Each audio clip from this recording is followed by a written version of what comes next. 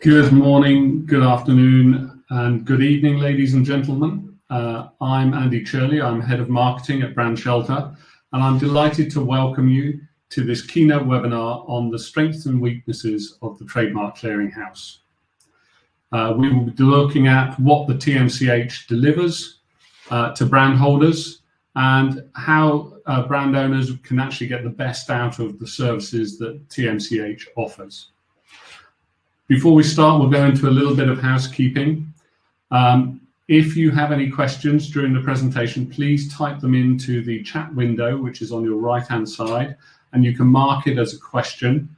And at the end of the presentation, one of our presenters will answer the question if we have time.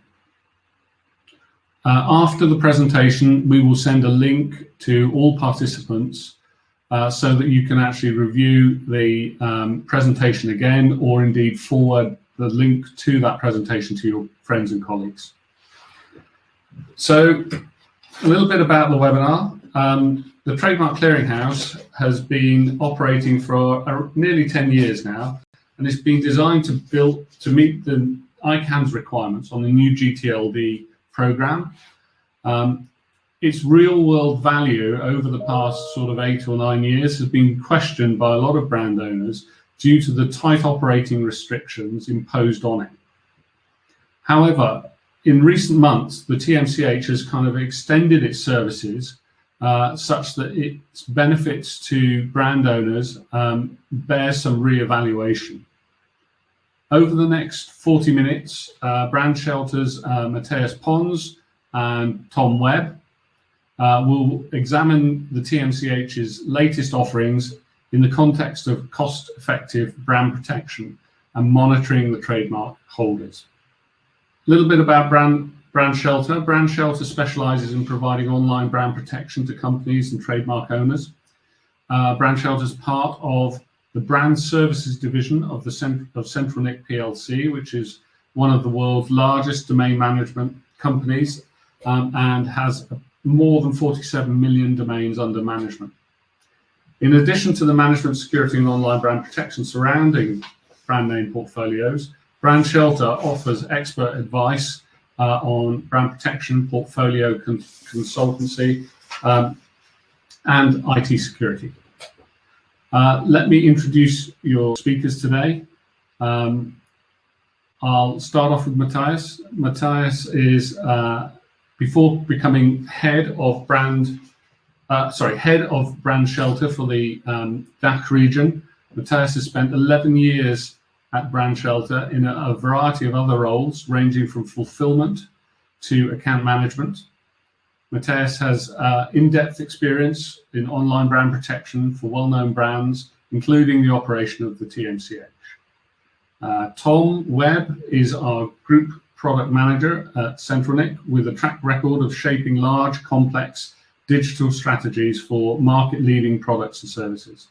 Tom has an in-depth understanding of internet infrastructure and the domain name industry. So without further ado, I'll hand over to Tom, who will be your first presenter today, and let him take it away. Thank you. Great, thanks for that, Andy. So I'm going to take this first part of the webinar to explain to you what exactly is the TMCH, give you some context around that, and then talk a bit about how you get your trademarks into the TMCH, followed by Matthias taking us through some information about what that means for you as part of your brand protection strategy. So as Andy indicated, the ICANN decided to expand the domain name space some 10 years ago by introducing a number of new generic TLDs that registries could apply to run. But as part of that, they needed to have a response to some of the concerns raised by trademark holders about how can they have their rights protected as the namespace is increased, as it was obvious that there would be some people who would like to infringe upon trademark owners' rights. So back in March 2013, the Trademark Clearinghouse was launched, and this is essentially a central repository of validated trademarks that trademark holders can submit to it.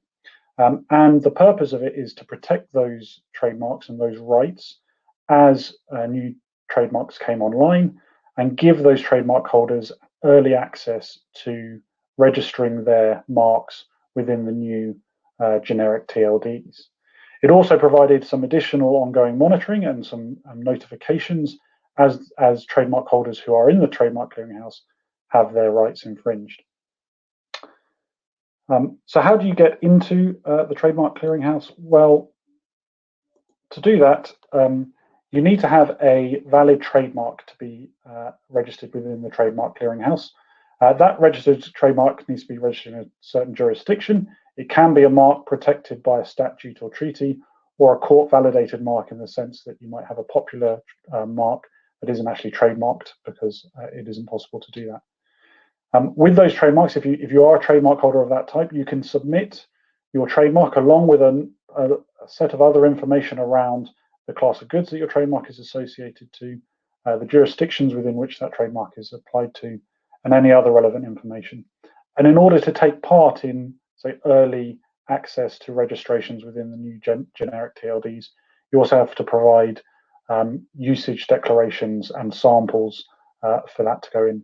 Now, all of that information is submitted to the Trademark Clearinghouse. You can do that by yourself, but it can be quite a complicated process. So agents like ourselves can facilitate and help you do that. And then once it's submitted, the Trademark Clearinghouse validates those submissions and then approves it. Once your mark is approved within the Trademark Clearinghouse, you're provided with a thing called a SMD file. You might have heard of that before.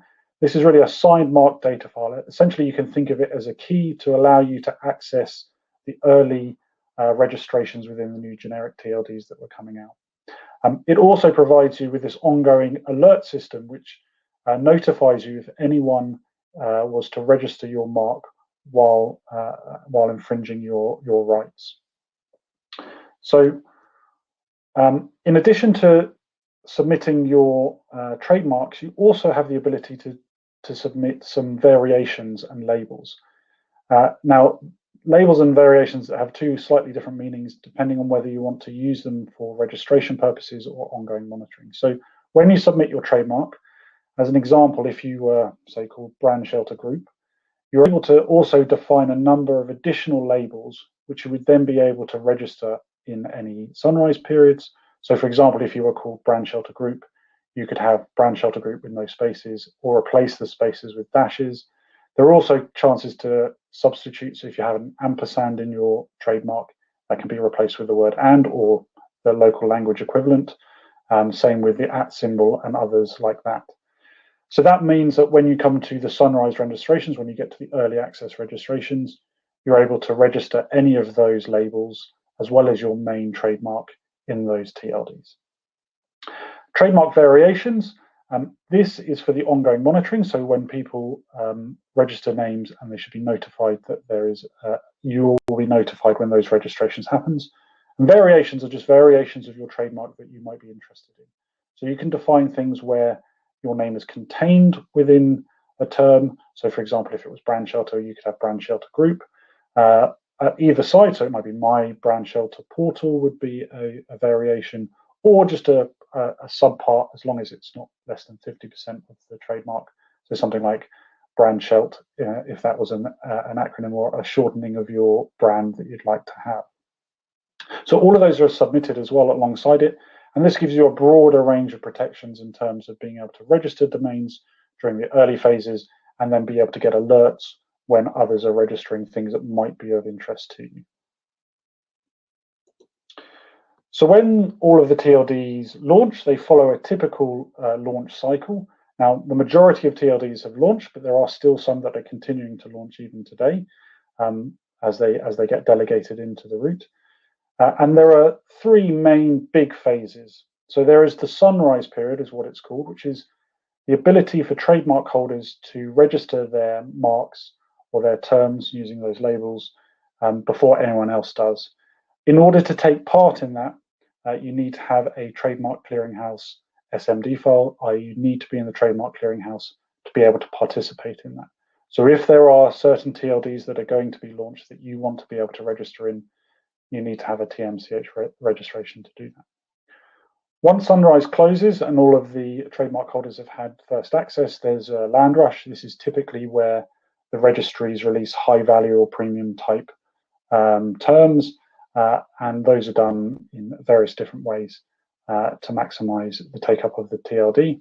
And then the TLD launches. And once it launches, it goes into general availability. That's meaning anyone can register anything. So if you haven't already registered your trademark, others can now come in and start registering those, or any other term that they're interested in trying to register.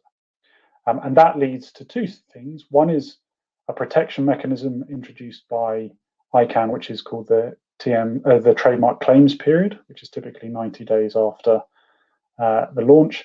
And then there is an ongoing extended notification service after that 90 days to do with the marks that are in the Trademark Clearinghouse. So that ongoing thing, so during that notice period, if any person tries to register a domain name in a generic TLD that exactly matches your trademark in the Trademark Clearinghouse or one of the labels within the Trademark Clearinghouse, there is a warning notice to the registrant, telling them that they may be infringing upon a mark, and do they have the rights to make that registration. If they choose to accept that they take on some liability to doing that in the event that the brand holder wants to take action, or they can choose to not take that action and not register the name. If they do choose to do that, you are also, as a trademark holder in the Trademark Clearinghouse, given a notification that someone has registered that name. That allows you to take some action if you want to, either by trying to take a URS, a Unified Rapid Suspension of that name, and prevent that registrant from using it.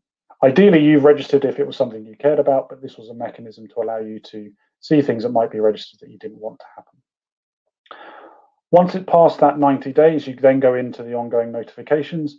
And this is anyone who registers an exact match of your trademark or the variations, you will get an alert for that. And that was true across all of the new generic TLDs. But the Trademark Clearinghouse has now extended that to include all of the previously generic TLDs, such as .com, .net.org, and others. And you get an email alert when something has been registered in that. So it's a very good way of knowing when your trademarks are being infringed by another person. Now, that might be for a completely innocent reason. There might be another trademark holder who holds the same trademark in a different jurisdiction or in a different category, or it might be someone registering something that you might care about. So that's the Trademark Clearinghouse in a nutshell. Hopefully that was useful in sort of setting the context of how it works, where it came from, and how you get involved in it. I will now hand over to Matthias, who will take you through what it means for you in your brand protection strategy. Yeah, thanks, Tom. Also, welcome from my side. As Andy was mentioning, I'm working for BrandShelter for the last 11 years, also with both global and national brands. I want to explain you now how we consider TMCH as a part of your brand protection strategy. It's always been a part within the last decade to consider this service. We have talked to many brand customers. Is this really something we have to consider for now, because there's maybe not so many sunrise phases anymore?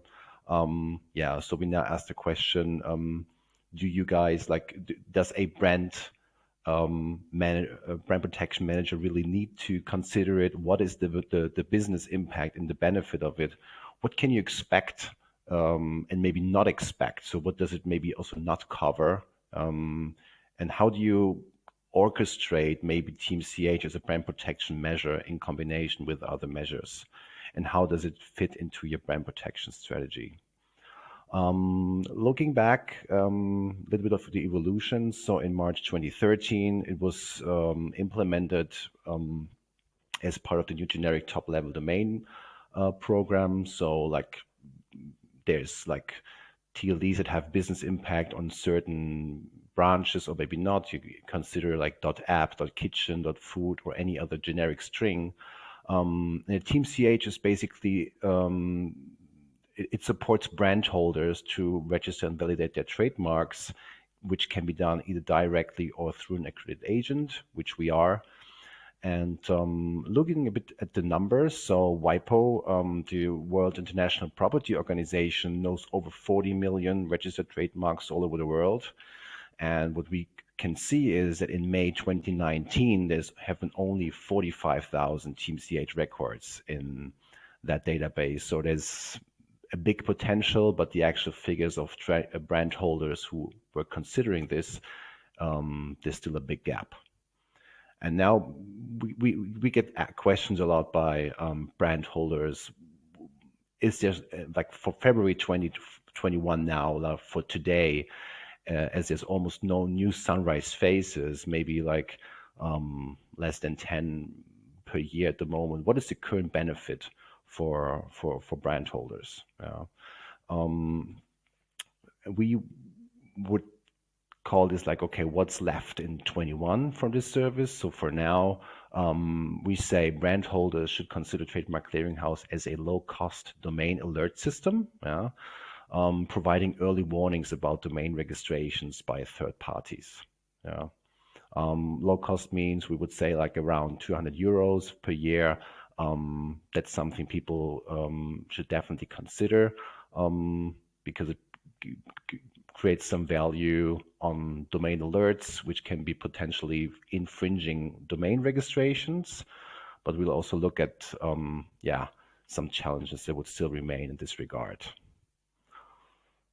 Looking at the services that it provides for brand holders, and following up on what Tom was trying to describe on how that works technically, we have to look at sunrise services. So as a brand holder, the SMD file that Thomas has been describing is the key to get your privileged registration rights addressed towards any gTLD registry.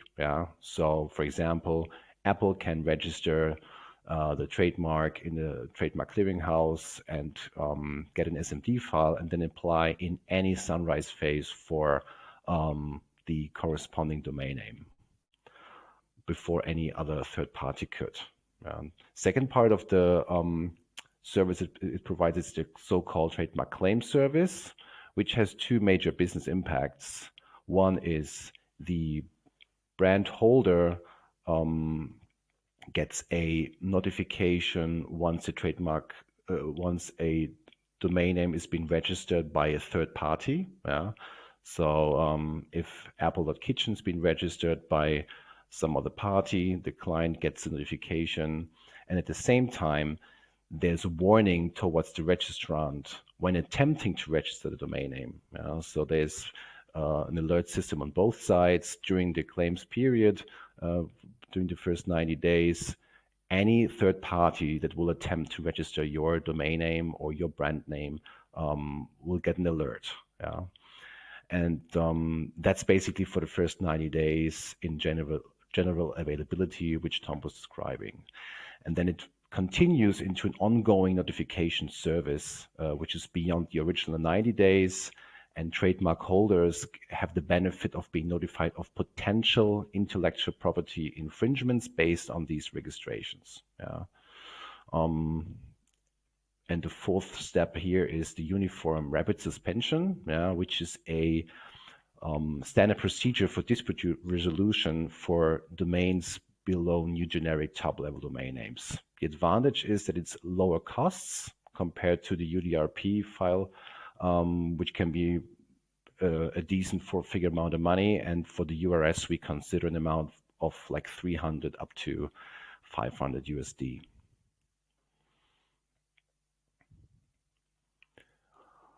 But also we have to consider what challenges might still remain using the TMCH service for brand holders, because it's still a limitation to new generic TLDs. So any service we talk about like getting alerts on possible infringements, it's just limited to the registrations under the new generic top-level domain names. It will not provide an alert under of any registrations of your brand name below country code TLDs, for example.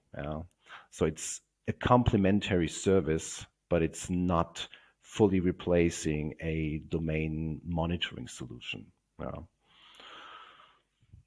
The second item is there's still the conflict of same trademark strings from different domain holders, meaning the string can be registered by different companies. It could be different service or a different product with the same name, maybe even different product classes or niche classes, which is irrelevant to the Trademark Clearinghouse. Both companies could register this name within TMCH, but then they could still apply for the same trademark in a certain sunrise period. And then there's, I would call it like a so-called showdown resolution on who is getting the domain name based on what the registry would do. Yeah, so it's either an auction or based on first come, first serve principle. So that's also something people would have to consider. Yeah. And then we talk about third-party domain registrations. We get this question a lot. So trademark holders, they get notices of these third-party registrations through this TMCH service, but it does not prevent third-party registrations. So if you want to use a domain name under a new gTLD, you have to consider this before the end of the sunrise phase. Yeah. So you will get the notice on registered domain names by third parties, but it will not be any help to prevent that. Yeah, that's something people have to really consider. And yeah, as a part of this, it increases the potential of trademark infringements when new gTLDs are launched. There's many that have been launched in the last couple of years, and yeah, it increases the attendance you have to spend on it. Yeah, so we talk about like the challenge for brand protection managers. It is like the TMCH creates opportunities and threats to trademark holders that they can't ignore. Yeah, so even if you say, we won't register domain names under gTLDs, we will not, whatever, like go the path through every new generic TLD, you still have to consider the TMCH service. Be prepared for a second round and make it part of your brand protection strategy, which you look at now, meaning this graphic shows what we consider your trademark protection or IP protection strategy should look like, what you should be using and how Trademark Clearinghouse fits into this strategy. It's only part of your overall strategy, which goes from prevention measures, detection, analysis, and action. Everything like from the total life cycle and scope of services we cover. Trademark Clearinghouse is part of domain registrations because it opens the door to sunrise applications and to make use of your privileges. And then second thing, it adds on domain monitoring. It is not replacing it. It is just an alert system that helps you to keep that on the screen. And then it turns into legal services because the Trademark Clearinghouse record allows you to start these URS procedures and also recognizing trademark infringing domain names. And if you start monitoring the website content of those, you might be able to start any other takedown enforcement. So what should brand protection managers do now? We try to formulate a little bit of recommendations here. We also have a white paper ready for you. I think we will link it to you in the chat. And what we would call it, recognize earlier and act faster. So the TMCH should be part of your brand protection strategy. You should register your core trademarks or keep them, and don't expire them. Prepare yourself for a second round of new generic TLD launches, which might be on the plate very soon, at least in the next couple of years, and use it as a low-cost alert system. Consider the warnings and identify potential risky domain names and monitor their content. and then it's something part of your like total strategy. It turns into identifying risky domain names and then maybe take the necessary legal necessary actions through takedown enforcements or any types of actions you could do there. And we will be by your side to guide you through these processes.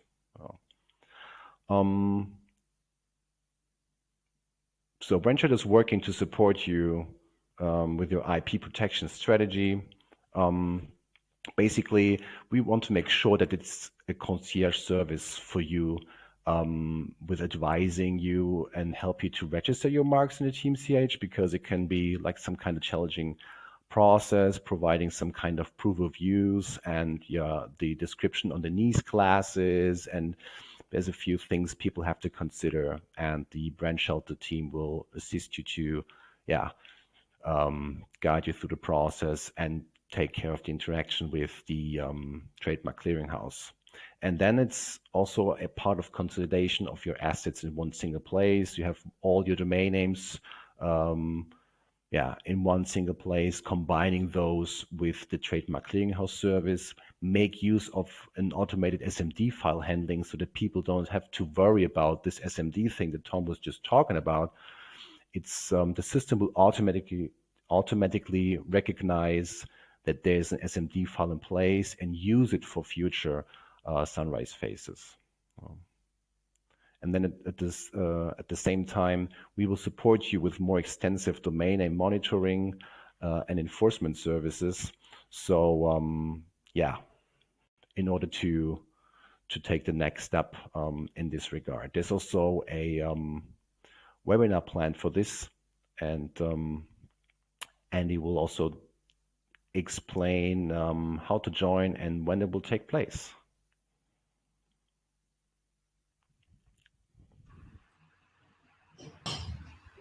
Thank you, Matthias. Thank you, Tom, for a very interesting presentation. We've got a few minutes left for questions, but as Matthias was saying, please do feel free to join us on our domain monitoring and enforcement webinar, which is coming up on the 24th of February at 3 p.m. GMT. I will be hosting again, and we will have some expert brand protection speakers. And it's a very, very interesting subject, which particularly now, as more and more businesses are moving online, should be an essential part of your brand protection strategy for online businesses. So moving on to the questions, we've had a number in. One of them, actually, Matthias, you touched on a little bit earlier, but if we could get a little bit more clarification. The question is, what if there are two matching trademarks in different classes that have been registered with the TMCH? An example of that is the Polo brand, which is a brand by Ralph Lauren. It's also a brand by VW, and the name of it, as a vehicle model, and it's also a confectionery produced by the Nestle Corporation. So you've got three potentials there. With the same trademark, essentially the same trademark term. How does the Trademark Clearinghouse handle that as an exception? Yeah, but first of all, we have to, we recognize that every domain name can only be assigned once. Yeah, so there's no matter who the trademark holder would be, it is a matter of resolving the possible conflict. So that was I was talking about. So all of these trademarks might be eligible for TMCH records. So all the trademark brand holders can register there. And then it's always like the Trademark Clearinghouse will not resolve the conflict of who gets the domain name of a certain top level domain name. It will be up to the registry participating in the sunrise phase, and depending if it's a start date sunrise or an end date sunrise. Start date sunrise means it will be based on a first come first serve principle. So both trademark holders could have an SMD file, and then the one who's submitting first will get the domain name.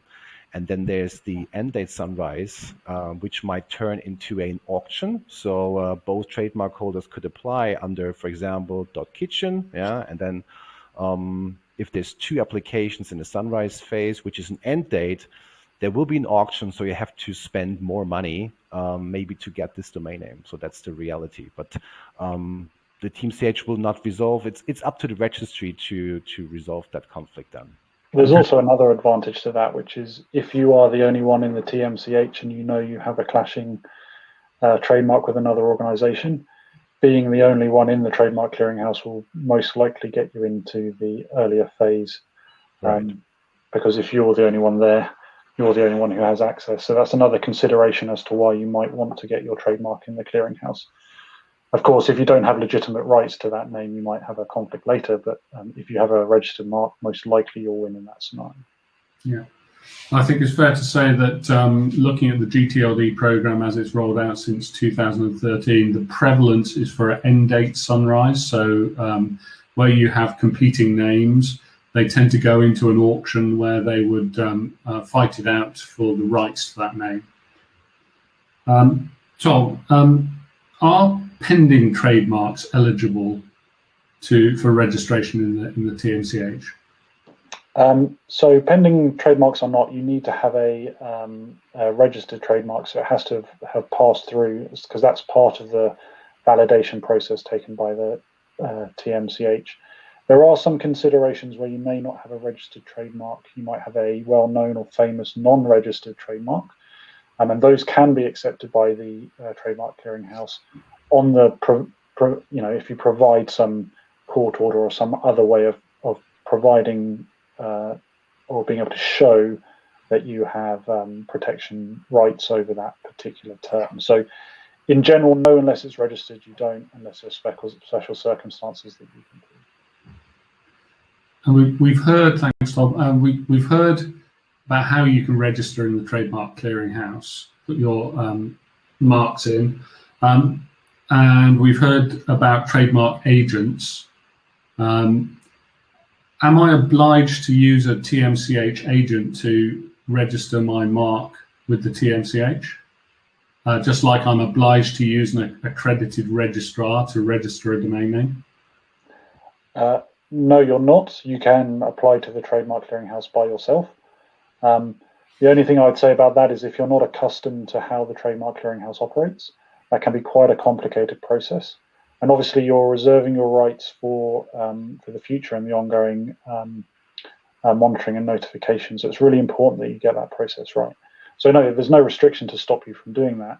But the reason that agents like us are around is that we do this day in, day out. So we really understand how to get marks into the Trademark Clearinghouse and what are the best options to choose as you're putting that in to make sure you're fully protected and you have the rights that you want to have. Because the worst thing to have is that you think you've registered it right and then you can't actually get the string you want to register when it comes to a sunrise phase, or you're not getting the notifications you'd hope for from the ongoing service. So that's why teams like Matthias over time have built up that knowledge and expertise to be able to support brand holders in the TMCH. And so if I have used a TMCH agent in the past, can I transfer those registrations to another agent, someone like BrandShelter maybe? Right, yeah. So if you've registered or worked with a different provider before, it's always possible to migrate these or to consolidate your existing Trademark Clearinghouse records with us. Yeah, there's a so-called token. It's like compared to like a domain auth code. Yeah, that you need to provide to us, and then we can support you, for example, to consolidate the TMCH records you have already with us, and integrated them into your domain management process and make benefits from the things we were just describing. And so if I remember rightly, you can register your trademarks in the TMCH for 1, 3, or 5 years at a stretch. Obviously, TMCH has been operating since 2013, and so many names have already come up for renewal What is the renewal process? So the default procedure with us would be that, so we don't want to bother people with renewals. So if you manage your TMCH records with us, there's an auto renew possibility, so that once the expiration date is reached, or before it's been reached, we will make sure that it is renewed, and we don't lose it, because otherwise we might have to, people would have to, if that's also a reason why you should work with an agent, because you don't have to worry about the renewal and any payments in this regard. And BrandShelter will make sure the TMCH record is extended at the TMCH, and so there's no risk to lose it or redo the procedure, for example. And when I'm registering for the first time, do I have to make sure that my trademarks will be valid for the entirety of the registration period that I'm proposing? So if I've got a trademark that is due to expire, for example, in 2 years, would that stop me registering for 3 years in the first instance? Not in the first instance. There might be checks in this regard, and then also like the proof of use, because if you want to participate, there's also some proof of use that people have to provide. Let's say a screenshot of the website where they use the trademark, or a logo or whatever. And then you can also provide a document showing the renewal of the trademark. Okay, and so Tom, we talked about typical brands and registering them in the Trademark Clearinghouse, and the fact that you can have multiple brands that have trademarks, the same trademark, but there is only one unique domain name available to those brands should they wish to register it.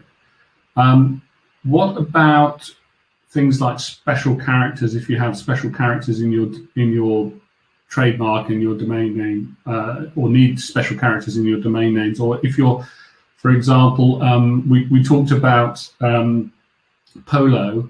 Well, the owner of Polo is Nestle, and Nestle has an accent at the end of the final E, which is termed to be a special character. How would that kind of play out in the Trademark Clearinghouse? So the Trademark Clearinghouse accepts special characters, so it accepts IDN variations of, so that's internationalized domain name variations of trademarks.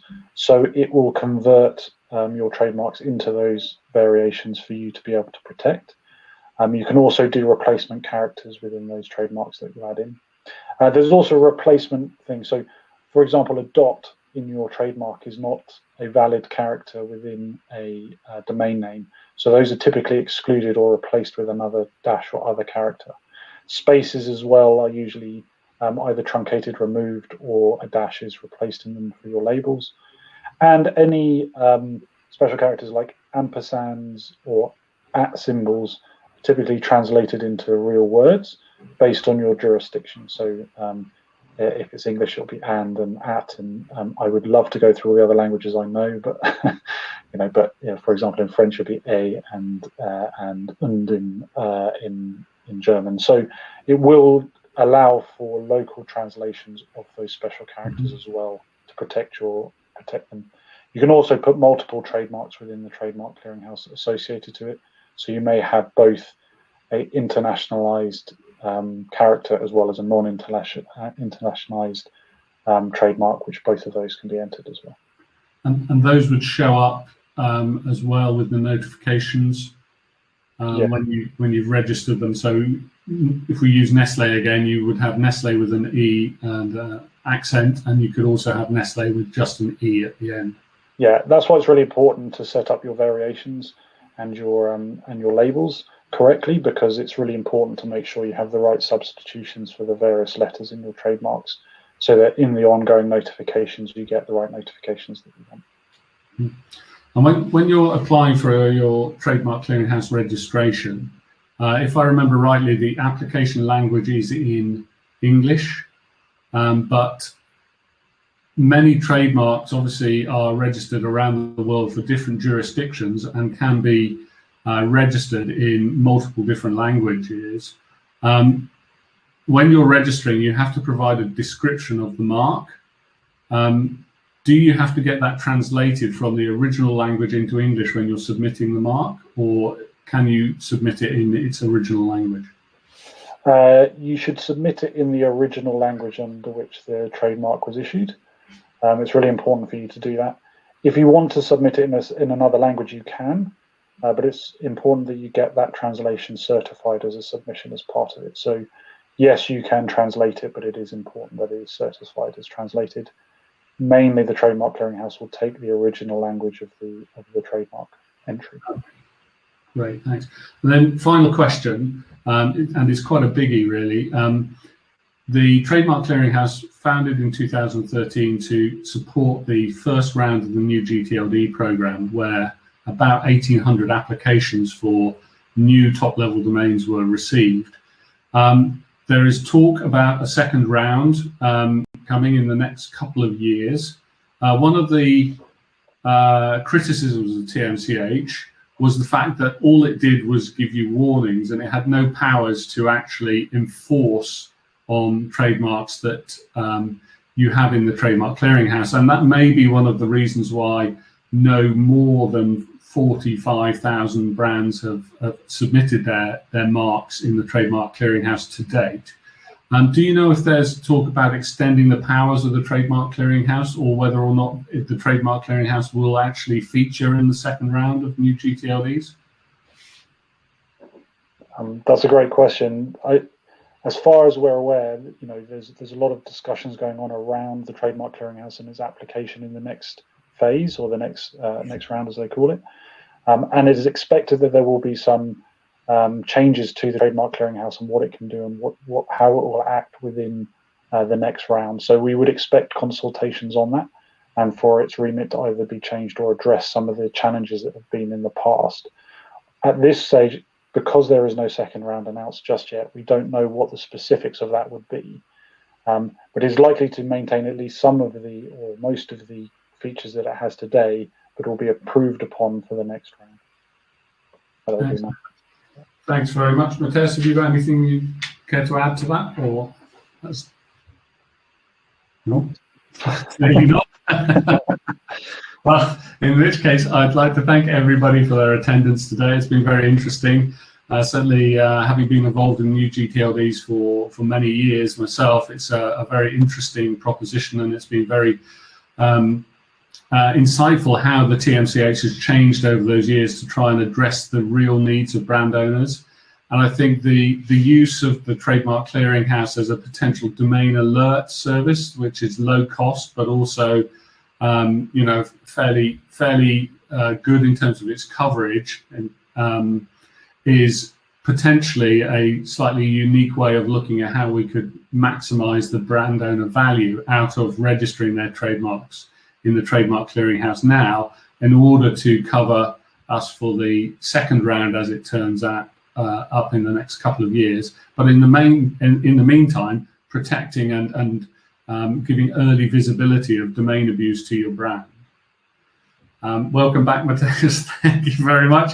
We're about to wave goodbye now and say thank you to everybody for your attendance, and hopefully we will see you at the next webinar on domain monitoring enforcement, which will be held on the 24th of February at 3 p.m. GMT. I look forward to welcoming you again there.